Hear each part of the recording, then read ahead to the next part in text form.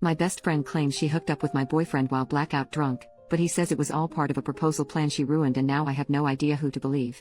I've been best friends with Becca since 2010, we were college roommates, and then after we graduated we still lived together up until I moved in with my boyfriend Nate in 2019. One thing about Becca is that she's always had a drinking problem for as long as I've known her, and she's done stuff while drunk that has sometimes caused problems in our friendship. She does try to stay sober, but every few years something will happen to make her start drinking again, which is what happened earlier this summer.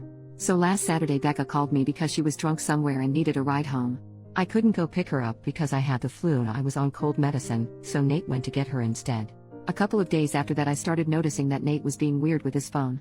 Normally he leaves it out on the coffee table if we're watching TV or whatever, but he started putting it face down so I couldn't see what notifications he was getting. My first thought was that he was trying to plan a surprise, and because of the timing, I thought that maybe Becca was helping him. Yesterday I saw Becca and I told her that Nate was being sneaky all of a sudden, and I asked her if he said anything about maybe proposing soon. She asked me if I looked through his phone and I said no. Becca started crying and told me that she and Nate hooked up in his car the night that he came to pick her up. Her excuse was that she was really drunk and didn't fully know what she was doing. She said she'd been texting him since, telling him that he needed to tell me what happened or else she was going to. I asked Becca to show me the texts, but they were all in the app Signal, which deletes messages after a day, so all I could see was that she and Nate had a chat thread but nothing that they said. I told her to text Nate in front of me so I could see what he said and she did, but we got no read receipt and so no response at all, so it didn't prove anything. I asked Becca if she was sure she wasn't so drunk that she maybe imagined it or thought a dream was real, and she absolutely lost her crap on me and said that she knows that she's horrible when she drinks but that she's not freaking delusional and she doesn't make shit up. She said that I could believe her or not and it's my choice, but she was telling me the truth. I said I needed to go home and talk to Nate. So when I got home I confronted Nate with what Becca had said, and he acted shocked and denied that anything like that had happened at all and said he didn't know why she'd think so or say so. He said that he had just given Becca a ride home and the only thing that happened was that they talked about how he and I had been together for a long time and how we should get married already. He admitted they were talking on Signal the next couple of days, but he said that it was about exactly what I thought, that he was asking her about engagement rings and what kind of proposal I would want.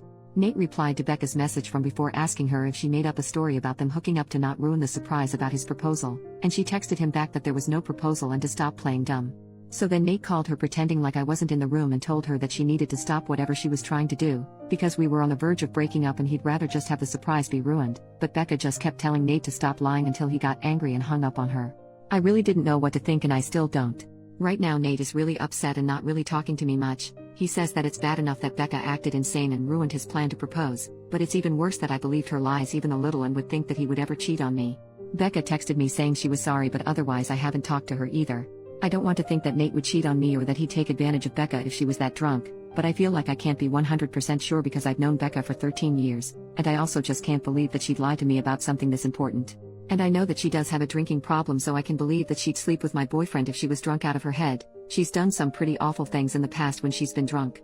I don't want to wrongly accuse Nate of something he didn't do, but I don't want to be an idiot either. Relevant comments.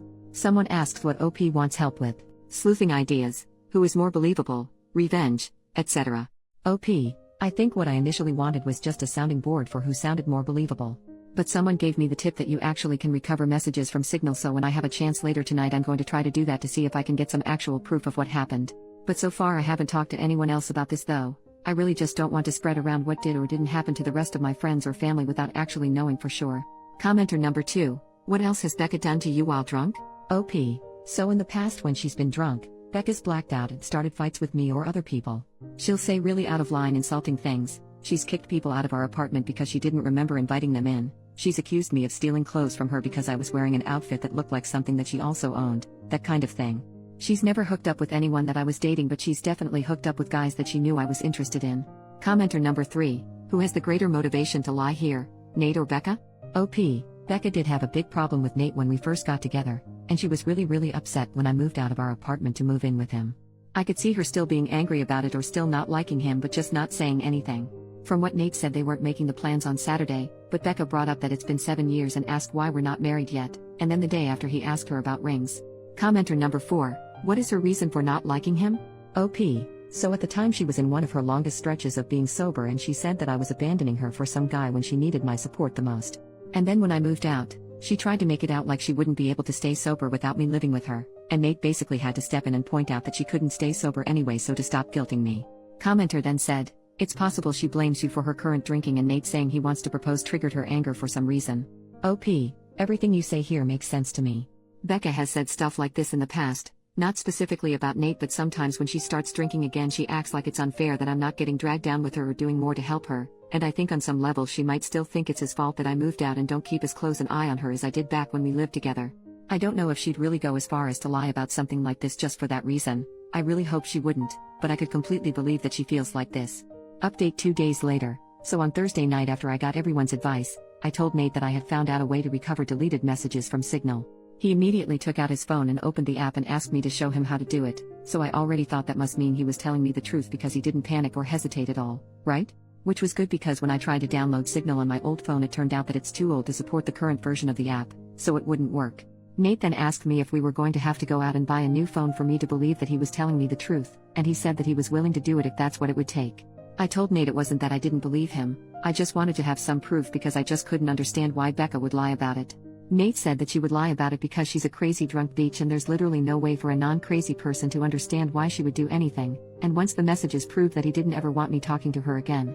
Then he said to get up because if we were going to go to the Verizon store we had to get there before it closed. By then I completely believed Nate anyway, so I told him we didn't have to go anywhere or get a new phone and that I believed him and I knew he didn't cheat on me and that he would never do that. Nate said that he would hope I know that and that he didn't understand why I didn't take his word for it in the first place. I started trying to explain why I didn't want to just immediately dismiss what Becca had said happened, but Nate said that he really couldn't listen to that right now. I said that was fair and agreed that I would cut Becca off, but that first I wanted to try to get her to admit that nothing happened. Nate said fine, but to call her with my phone on speaker because he thought he also deserved to hear her admit that she was lying. So I called Becca and I said the same thing to her that I said to Nate, that I figured out how to recover deleted messages on Signal.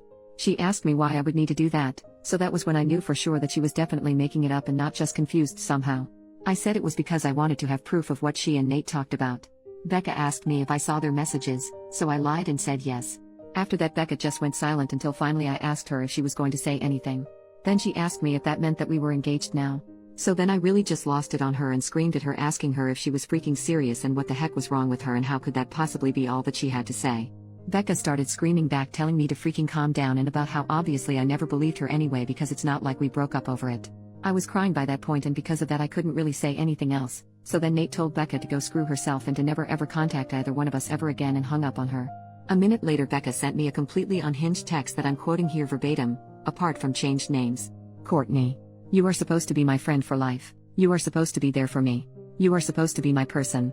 But then you meet Nate and now you only care about Nate. Everything is about Nate. Tell me why Nate comes to pick me up when I call you? I called you not your precious freaking Nate. I only want you to see how screwed up this is, but do you? No. Of course you don't. Of course you choose Nate over me like you always do and like you always will. You pretend to care about me but I can see you don't care. It is pathetic, Courtney. You are a pathetic woman who would choose a man over a friend. But since you can't say it yourself I will. Since you have to have your sweet perfect little baby Nate do it for you I will. Goodbye, Courtney. Is that what you want? Goodbye forever. I hope you freaking got what you freaking want. There were the 3 dots after that showing she was still typing more, but I blocked her before she sent it. I don't care about anything else that she has to say. I'm sure it's all just going to be more bullcrap about why this is my fault or justifications about why what she did wasn't that bad and I should forgive her.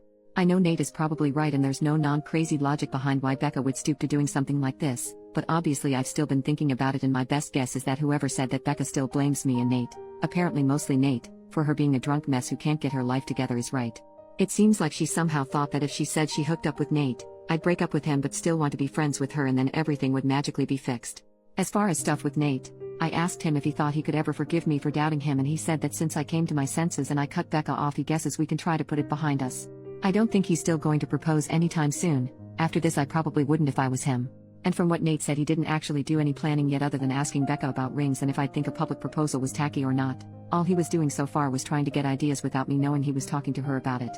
So just based on that I think probably it's not going to happen for a while if it still does at all. Also thanks to everyone for the advice and support. I know I didn't respond to many comments but I really did appreciate everyone who cared enough to want to help. Relevant comments. Commenter number 1. I'm curious if Becca ever said anything to you when she hooked up with guys you liked? Do you think she was blocking you on purpose to keep you for herself? Did she try anything with Nate before you were exclusive? Or was she just drunk and looking for hookups? OP. I don't think she ever put enough thought into those hookups to be malicious like that. She was just inconsiderate and would go after whoever. Commenter number 2. Did you ever confront her or just let it go? More than one time seems like a pattern. OP. We definitely got into arguments about it at the time, but it was mostly just kind of college bull crap and not really an actual confrontation about why she kept doing it, I guess. One last thought from OP. I'm sure she won't just go away. I'm already expecting her to try to get our other friends to get in the middle of everything as soon as she figures out she's actually blocked and I'm not just ignoring her. I hope she won't try to do anything else, but I guess at this point I really can't know with her. I'm hoping things are okay with Nate. I think in a while they will be. New update 11.5 months later. I haven't logged into this account for about a year, but I got a few messages asking for an update, so here it is. It turned out that whatever was going on with Becca that caused her to make false accusations about Nate was the beginning of some kind of a psychotic break. After I blocked her, she made a whole bunch of fake accounts and started sending me completely unhinged crap about how I ruined her life and threatening to get revenge on me and Nate. This went on for literally months, with her sending me dozens of messages a day. I found out from other friends that she was making multiple posts on Facebook every day that were semi-coherent rants about how much she hated me and how I was evil and ruined her life intentionally. I tried to talk to the police 2 different times to get a restraining order because I was afraid that Becca was going to show up at our apartment and attack me or Nate. I literally even got a front door camera because I was so scared that she was going to hurt us. The police said that because Becca wasn't threatening actual violence, she was just a nuisance and they couldn't do anything. They acted like I was an idiot because it isn't illegal to talk crap on Facebook, and they basically told me to just keep blocking her whenever she made a new account and eventually she'd get bored and move on. Then finally there was an incident where someone broke the windshield of Nate's car while he was parked at his work. I guess it could have just been a random act of vandalism because his wasn't the only car that got windows broken, but at the time I was 100% sure it was Becca, so I went to the police again. Eventually an officer went to talk to Becca, and she said she didn't touch Nate's car, and again I have no proof that she did. But after the police talked to her, Becca got put into a psych ward for a week because apparently her apartment was filthy and she was drunk out of her mind 24/7 and a danger to herself. I have not heard anything from Becca after she left the psych ward. I don't know if she was diagnosed with something or if she's medicated now or what. I found out that she moved in with her dad, who thank God lives in a different state. I look at her social media every so often to make sure she's not posting about me again and that she's nowhere around me. I haven't mentioned Nate much in this update, and that's because we're no longer together. He broke up with me after the windshield incident because he couldn't handle being constantly harassed by Becca, and to be honest I don't think he ever forgave me for not taking his side immediately when everything started. It really hurt, but I can't blame him.